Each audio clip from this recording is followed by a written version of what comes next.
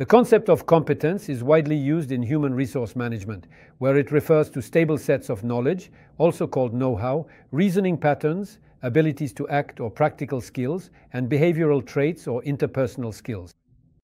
Because they are structured according to a goal, in a given type of work situation, competencies can be applied without new learning for similar purposes and in equivalent situations. There are many definitions due to the variety of fields in which the term is applied. Nevertheless, it does refer to a few common features. To begin with, there is the reference to tasks, human activities, or problems to be solved in identifiable circumstances. Most often, these are professional activities. Next, the expected effectiveness of individuals or groups when these tasks, activities, or problems are to be carried out or solved.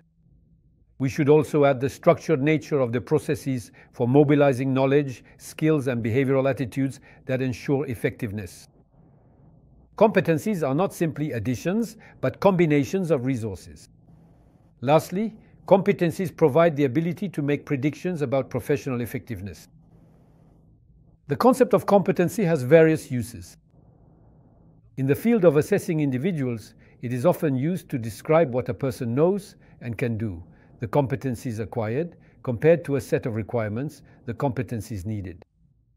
The issue is quite different in the field of work organization, where the focus is on characterizing the competencies applied in well-defined activities or even those developed through these activities. In the field of career guidance, the focus is on integration and the organization of professional transitions, as well as on career development throughout one's life.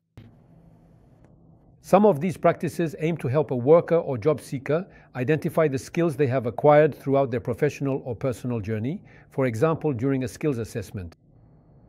Finally, competencies have changed the way we look at vocational training, where the focus today is less on the content of knowledge to be delivered and more on the development of skills to be implemented. Skills are seen as a way to fill a gap in relation to the requirements of a job.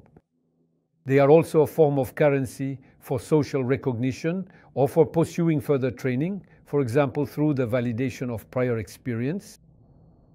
In connection with individual skills, collective skills are also mentioned, which are the emergent results of a work team, combining the resources of each of its members and creating new skills that result from the synergistic combination of these resources.